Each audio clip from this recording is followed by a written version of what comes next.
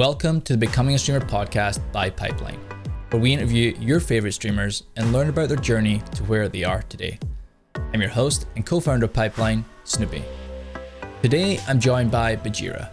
He's a legend in World of Warcraft, but is most notably known for his fitness and being one of the top fitness channels on Twitch. He's an inspiration to me over the years with his games and gains effort, and is an incredible father, husband, and manages a channel of over 400,000 followers on Twitch and YouTube. If you love the podcast, please drop a review and share it with another streamer. Let's dive in. I think when I first started, you were already there. How long have you been around in the space for? So I started streaming when Justin TV was the streaming platform. And so I sort of was part of the transition into Twitch. But even before that, I started creating like video content on YouTube and stuff like that. So I think I started my YouTube channel in November of 2010. So we've been at this for a little while now. That is absolutely, well, yeah, I remember. Because I was playing League back in the day and I was on Own3D because that was just where we started, especially as Europeans. And I remember when I made the transition to Twitch, I think it was 2011. Yeah, you were already kind of one of the faces, and that's how I knew you because there was a really small community back then.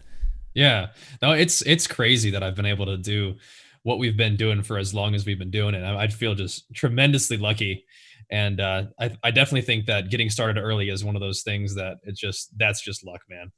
Yeah, good timing. One of the things I'd love to do for our audience that are listening, whether they're driving or they're in bed or whatever they are right now, is just give a little bit of context on where you are today. So where are you making content? How often are you making content? What kinds of content? Yeah, so I'm Bajheera. Twitch.tv/Bajheera or Bajheera WoW on YouTube, Twitter, Instagram. I mostly started off with gaming content about like World of Warcraft is my favorite game, thus the Bajheera WoW at the end of some of my social stuff. Started on YouTube and then sort of streamed on Justin and Twitch. And that's pretty much what we've sort of evolved into now is I do daily videos on YouTube. I do daily live streams on Twitch. I do a combination of games and gains, as I like to call it, where I actually stream my training live from my home gym that I built in my garage. So we start the day off in the gym and then do gaming in the afternoon. So content creation for me is a daily thing. We're also active on Twitter. I try to post the occasional swole fees and updates about our little guy on Instagram, and keep the social media percolating. And haven't gotten into TikTok or anything like that yet.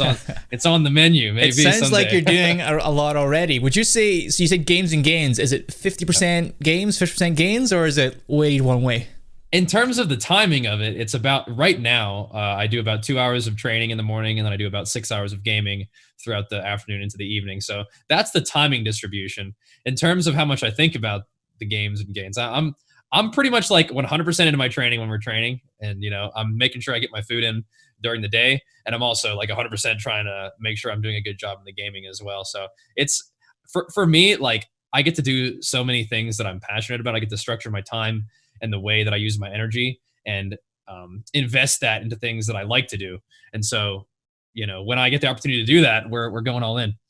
Yeah, I must admit, I appreciate the motivation on the gain side. Because just over the years, it's not like we're super close, we chat a lot, but on your feed, I've just seen you working out or doing something in the morning, and it motivates me, saying I got to get off my ass and do something. So personally, I really appreciate it. Of course, yeah, I hear that a lot from the viewers. Hopefully it helps them either get started in the gym, or if they're having one of those mornings, it's like, man, not feeling it today. I'm like, bro, you gotta get in there. It's not about whether you feel like it or not. You've made a decision. Dedicate yourself to this. You gotta activate that discipline and get the job done, whether you feel like it or not. It's kind of how it goes sometimes. I love it. So I want to wind the clock right back. You kind of alluded it to a little bit. You said you started off on YouTube. Right. And a lot of our viewers are first starting out. They're like getting into streaming. They're trying to be, efficient with their time. They might be doing some YouTube. Why did you start with YouTube? Like, did you see other content creators that were making content? Did you have a video school background? Like, how did you even get into it in the first place? Yeah. So for me, that was just where I consumed most of my content, like growing up as like a little gamer guy.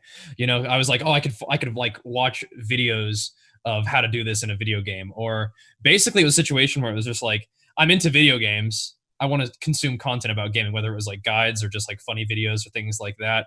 And so that was growing up. What when you say growing up, what age are you? What are you doing at this point in life? Are you at school? I mean, Are you? yeah, I'm pretty sure I remember watching that kind of stuff like in high school and stuff, and I definitely got into it in college. So when it's a while ago. I just turned 30, so I'm officially old now. So I can be like back in my day. So what I can recall is walking backwards is I started my YouTube channel my junior year of college, and I definitely was watching like a lot of like StarCraft Brood War on YouTube, and I wasn't as much into FPS games necessarily, but I liked some of the personalities that I saw in like the FPS genre. And so what it was is I definitely didn't have any sort of background with video making, but I really enjoyed watching that kind of stuff.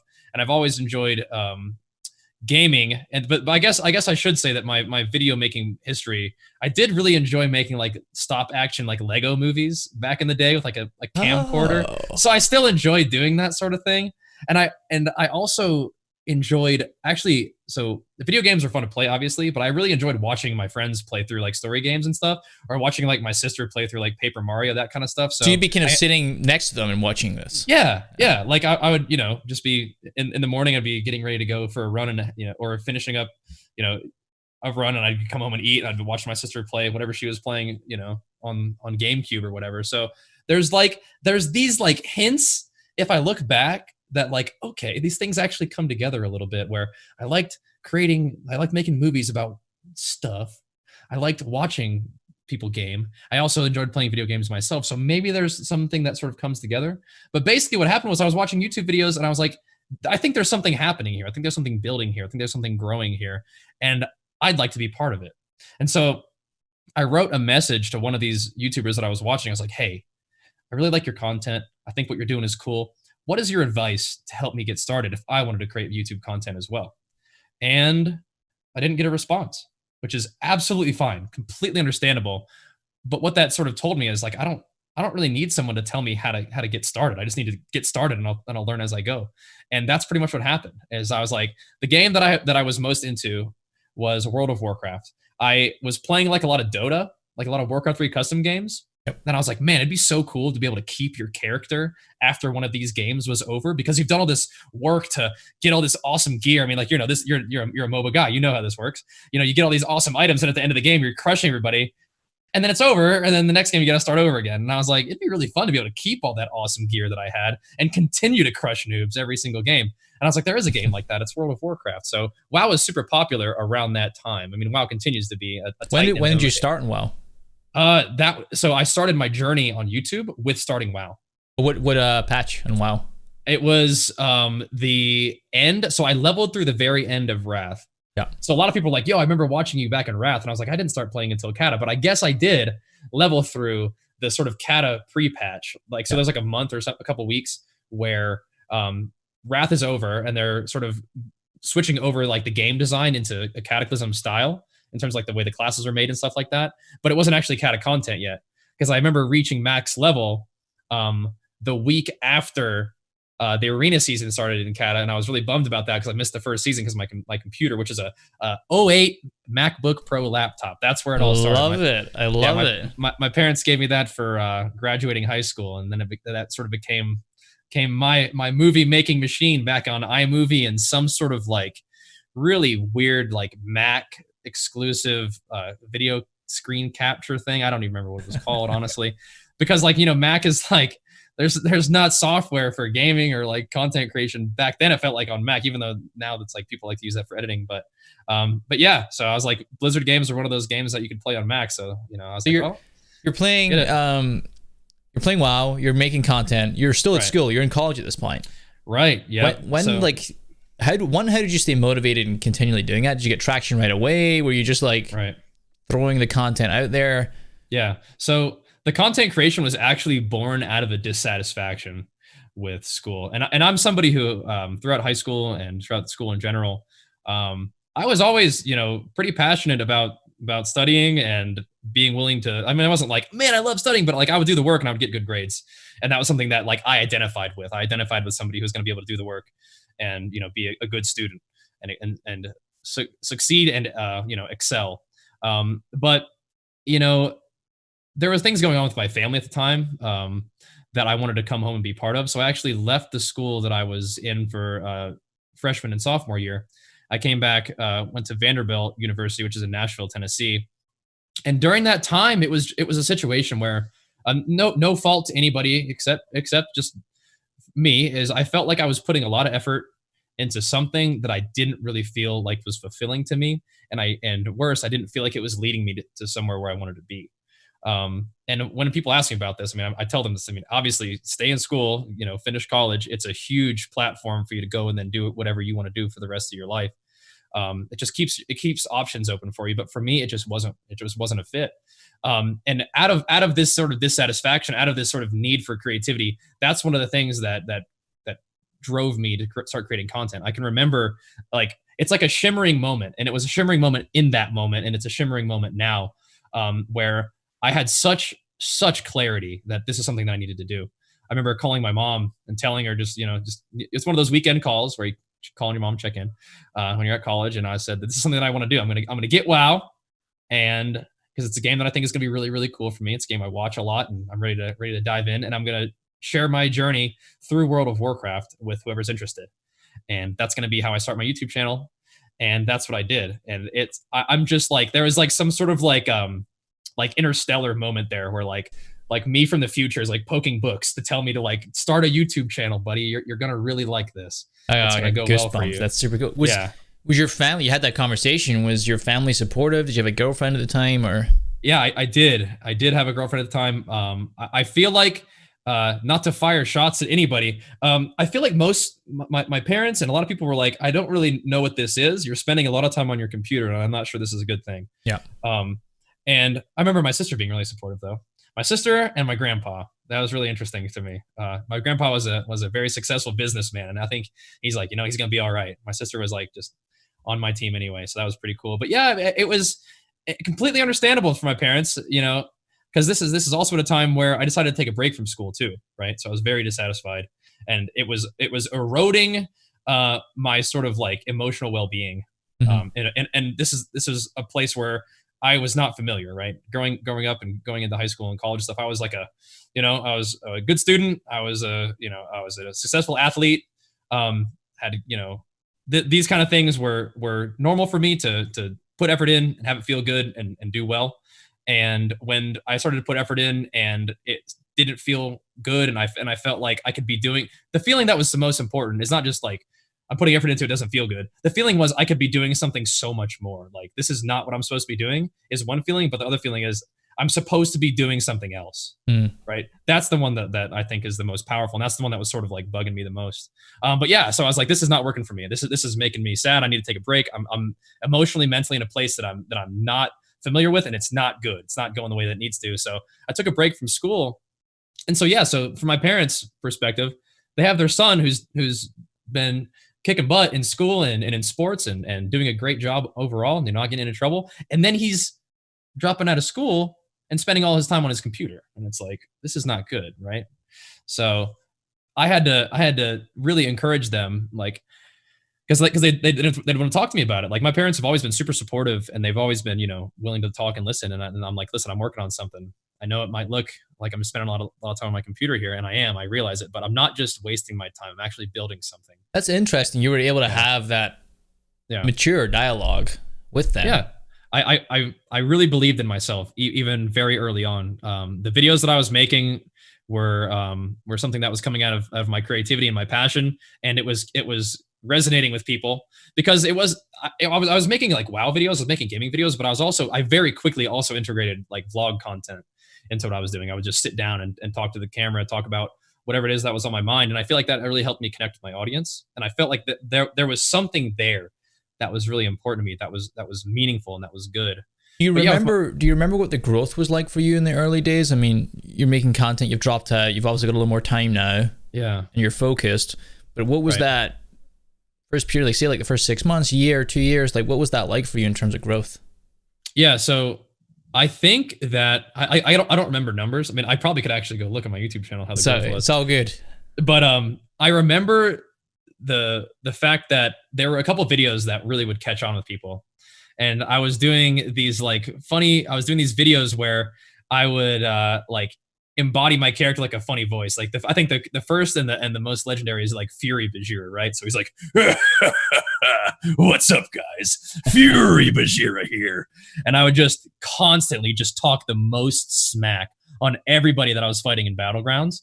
And I was just like being goofy. I was making fun of their names and I was making like, puns off of doing whatever. And it was a place for me to just like be silly, but actually share maybe even some frustration, right? Like get that out a little bit. Yeah. And then I would branch off and I would do other characters that, I'd have like a little dwarf Bajheera who would he'd talk like a dwarf and he wouldn't take anything from anyone.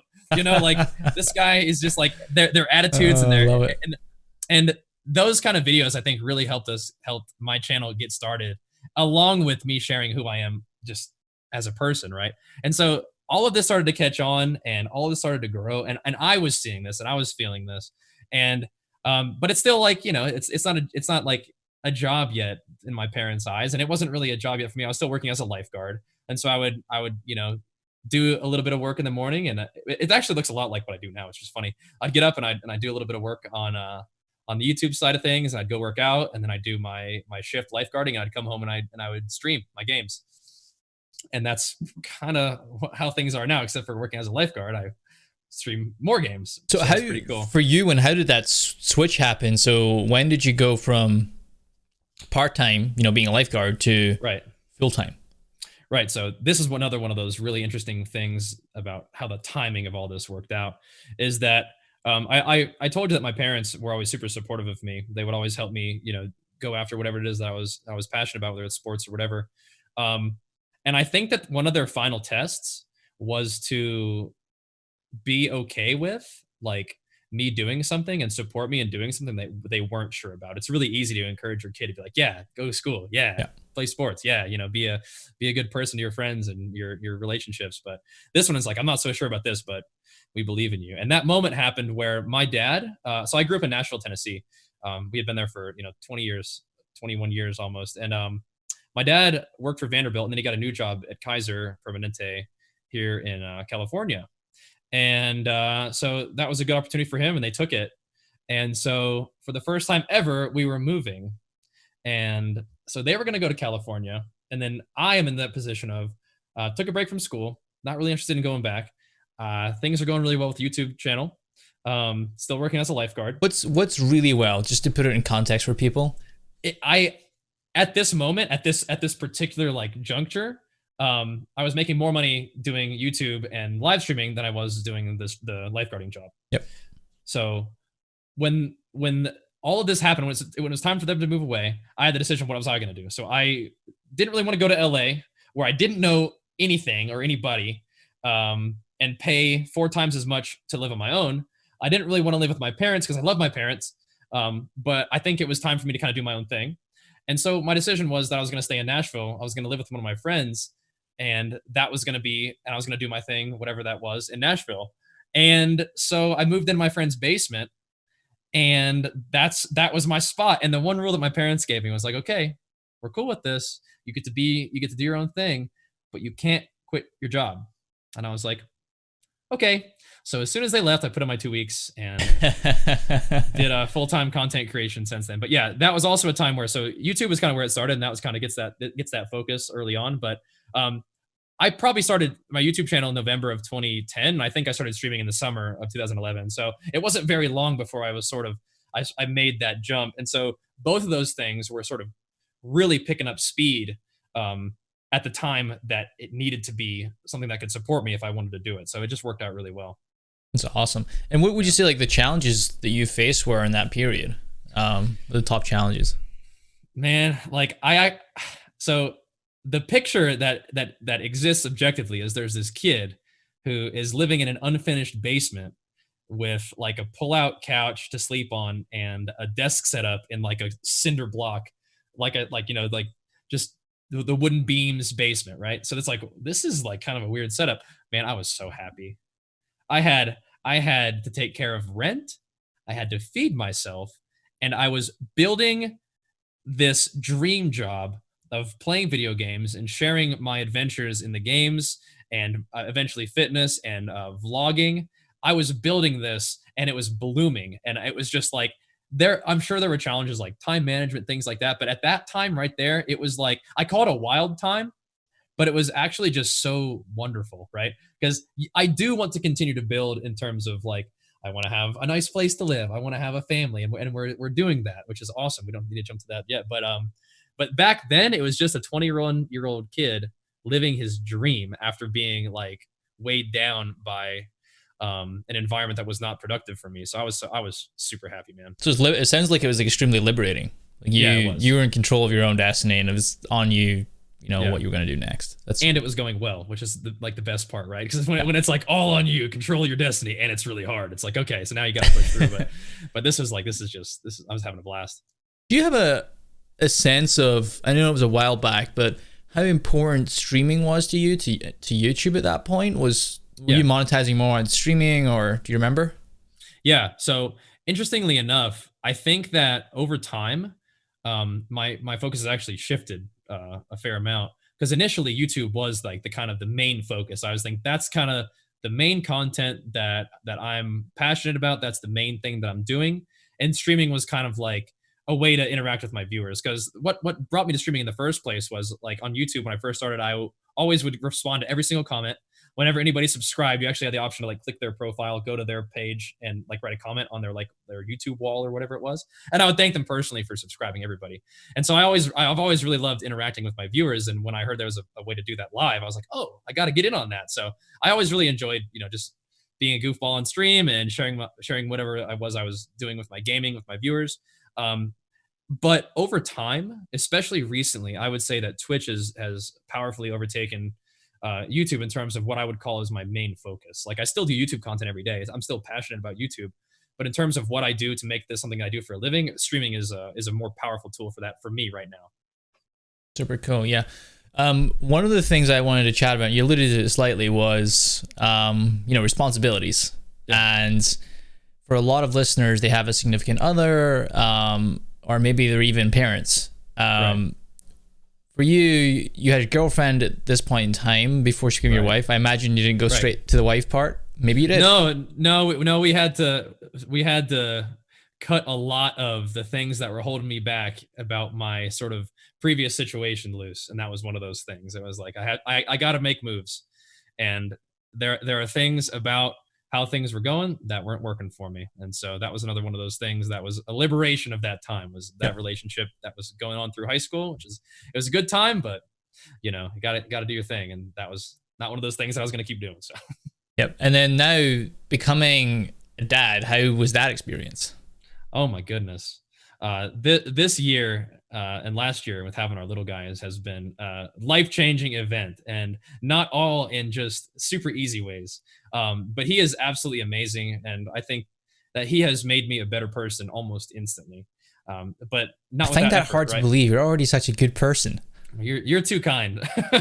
You're too kind. But he's made me have definitely an appreciation for schedule. Yeah. That is super important. And so sometimes when the little guy, doesn't have his internal clock connected to his sleep wake cycle, he's going to be up all night, and you're like, man, sleep was super nice. Kind of took that for granted. And now it's also like with my wife, we have a definite schedule to our day. I gotta be up and in the gym at a certain time to make sure I start my stream at a certain time, to finish at a certain time, to hang out with the family. So that's really important to me. I definitely want to give a big shout out to Jenny, though, and tell just a teeny little bit about that story with her, because that's a fun one. So please, let's dive in. Yeah. So during the basement days, or actually even before that, there was a message that I got on YouTube from somebody named Warcraft Jen, and she wrote me a message after posting a vlog that I made, sort of breaking down and talking through the things that I have learned going through the breakup that we kind of talked about here. I thought that it was super important to, go after things that you are passionate about, even in the event that they don't work out. It's really important for you to sort of explore those things and give yourself an opportunity to learn from them. And oftentimes they go well, sometimes they don't. And that was one of those things that didn't really turn out, but still can make you better. And she said that resonated with her quite a bit. And I was like, wow, she's super cute from her profile picture, and she's nice. But I didn't write her back at the time because I was, it's a kid, don't know any better. But then I see this on the stream, like later on, I see somebody named Warcraft Jen popping up in the chat. And I'm like, oh hey, it was like the end of my stream. I'm like, are you Warcraft Jen from YouTube? And she's like, yeah. I was like, I got your message. Thank you so much. Sorry I didn't write you back. And then she's like, oh, it's okay or whatever. And then the genius, the stroke of genius, was I gave her mod in my stream. So is that the equivalent of like the putting a ring on her finger is giving? Well, see, it was twofold genius, because for me it just made it easier to see when she hopped in the chat because you got that icon next to her name. For her, it gave her a sense of responsibility to come back to the stream more often. So through that, she didn't actually want to come back and spend time with you at all. She just felt obligated to. Yeah, you just got to give her a job to do. It's like, all right, fine. I guess I'll show up, but. No, so we became friends through the stream and friends through gaming, and then we became friends outside of the stream and gaming.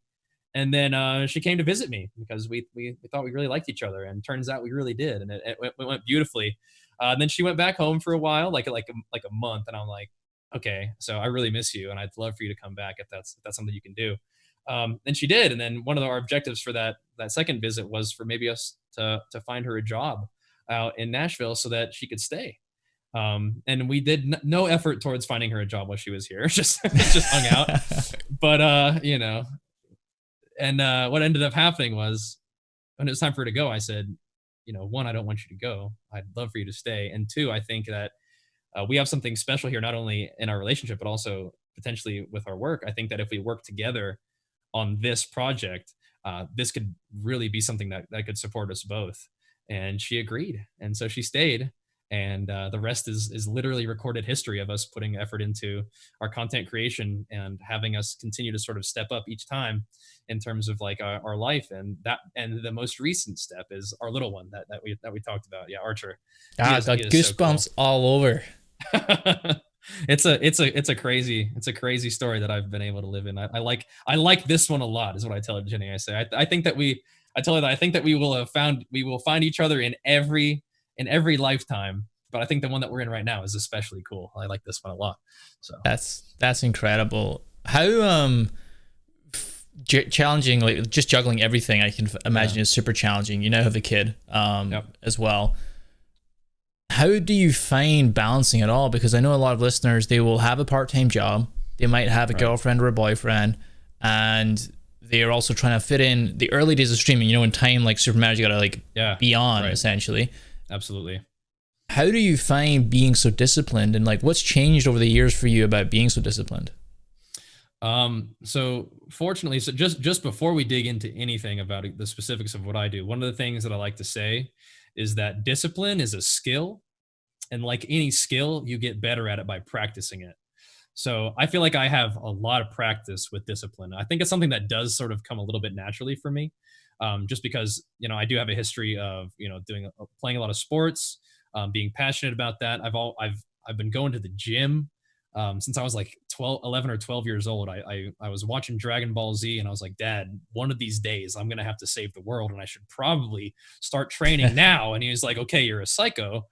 Do some push-ups first. And then I did, doing like 250 push-ups a day. I was like 11-year-old. He's like, okay, come on, dude, you're crazy. You can start coming to the gym with me when you're 12. And so that's what we did. And it was just like part of the ritual for me. And I wasn't like a big, like go out and party kind of guy. I was like, hey, it's Friday, man. It's a big workout day. We don't have to go to school tomorrow. I get to work out hard, stay late in the gym. And so that was kind of like, there's like the half and half of like the discipline and half of like kind of like a weirdo. Like I was a gym rat kid for a long time. And so, but yeah, I have a lot of practice sort of figuring out what's important to me and dedicating my energy and time into those things. And I figure out what's not important to me and really let those kind of things like go, right? If it's not contributing to my betterment, I'm probably not going to spend a lot of time on it. And that's kind of how I felt with certain things. And that's why I feel like we've been able to sort of make that hard focus on the things that I'm passionate about. I mean, there's stuff that you have to do. And what ends up happening is you learn how to apply your discipline through things that you like you practice your discipline by, okay, I like going to the gym, so I'm going to do it consistently, and I'm going to learn how to get the job done, because sometimes you don't feel like going to the gym, but you know that you do it, and you learn that sort of that technique of like applying your effort to something that's like, I don't really feel like doing this, but I know how to just get the job done. So you learn how to do that with things that you like to do, so that when there's things that like aren't really your favorite, you still can get the job done. Yeah, I think that's really important. Discipline is a skill. I think that really resonates with me as well. It's something that you can't expect to go from 0 to 1 overnight. You got to just keep working at it and chipping at it. It becomes easier over time, and that's true with anything. Right. I think that there's like this like cold, like hard discipline, right? You just do it. But I think that there's also a lot to be said for setting yourself up for success. And what's so funny is that like this like format that we're talking about right now, it fits in so like perfectly with what I talk about on stream like every day, talking about like fitness, right? It's like the same kind of thing. So setting yourself up for success is pretty important. I think that for a new streamer or for an experienced streamer, schedule is so important, and that's one of the things that I talked about earlier that has really become especially clear to me, is that if you don't have a whole lot of time to stream, then it's really good for you to be able to say, hey guys, if you want to watch my stream, this is my schedule, and you can tune in at this time to hang out if you enjoy the stream. And I think that that's one of those things that is so powerful, is when you have a limited amount of time, and if you're kicking butt, and if you've got a lot of stuff going on with your work and your health and your relationships, and you want to stream, yeah, time is tight, so block out parts of your day to feel good about doing, one thing at a time. If that's how it goes, give your best effort to your work, give your best effort to your family, and then give your best effort to the stream during those, couple hours that you get to stream, if that's part of your plan. But stick to that schedule, because if you do that, you not only are you going to get better at it, but it's also going to allow your viewers to consistently tune in at that time. And then you'll be able to meet new viewers as you go as well. So, and then they might want to stick around too. So schedule is also like a hugely important factor, especially like the more you have going on, the more schedule is important. I think that's really important. And then also just don't overpromise. Don't overextend yourself as well. Again, to that point, set yourself up for success. One of the things that I wanted to touch on was you're super competitive in fitness. You're also pretty competitive in gaming. Yeah. And then you're also a dad, and you're also a husband, and you're also, making content and like taking care of all your fans as well. Yeah. That tune in every day. Do you maintain your competitiveness at all levels? Like, is that at every level of your life you need to be like at peak performance, or do you is the fitness slacking now over the years? Like, what's happening? I think that what ends up happening is that at different times, different things get that sort of the hottest competitive fire.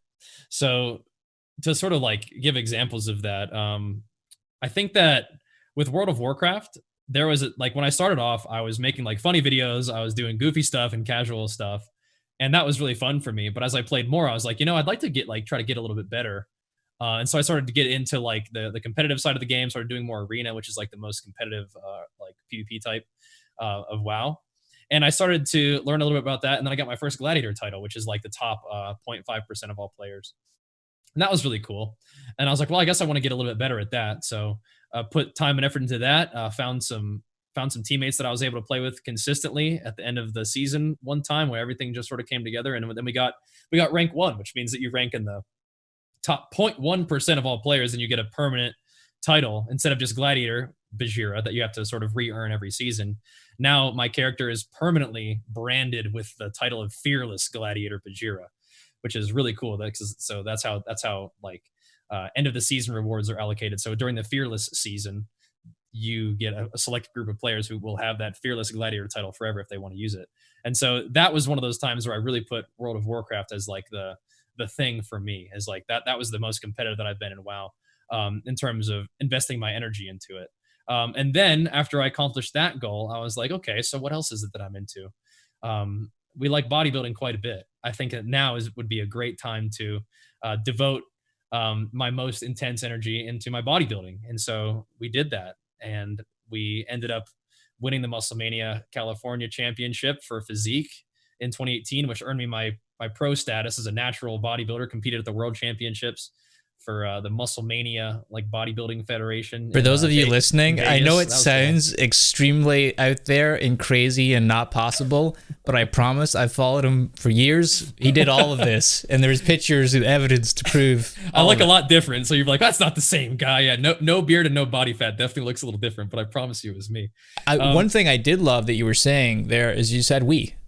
Several times, and that I think is a testament to who you are as a person, but also to the support of those around you. Sometimes people give me a hard time about that, but there's like no way that I could have done the things that I've done without the support of like my family, my wife, and obviously my community. What's so cool is that people tell me that they come to the stream and they get such good energy, they get such good positivity from the stream, but I feel like it's essential to understand not only like are they part of that energy that people are able to get, but like they give that to me too. You know, it's like a self-charging good vibes battery that goes both ways. I love that. So that makes me happy to hear that they get the good vibes too. But yeah, absolutely. There's no way that I would have been able to do what I do without them. So well, Bajheera, on that note, such a happy ending. I love it. It was absolutely fantastic to learn more about your story. As I said, I've been following you for a long time. It's good just to kind of get to hear how this sausage was made, quite literally. So it's super cool to hear. So stoked for you as a dad, and you know all the content you're going on. I think there's just so many amazing things. 2020 is looking like a rough year, but in terms of the content, I'm super excited for everything you've got going on. So congratulations. Where can anyone find you that's listening that wants to go check you out? Yeah, man. So I stream every day at twitch.tv/Bajheera. YouTube.com/BajheeraWow is my YouTube channel. And then Bajheera Wow is my Instagram and my Twitter. And those are the platforms that I use the most. But yeah, man, it's been a blast talking to you. It's always pretty crazy for me to put this stuff in perspective for my own self, but it's definitely good. It's a good reminder of how grateful I should be for all the crazy cool stuff that's happened. And the best way I feel like I can sort of show that gratitude is just with continued effort to make the most out of these opportunities that have been provided for me. I love it. I'm a fan. I'm heading over to that Twitch channel right now and I'm subscribing. I love it. Jackson, take care. Thanks, everybody.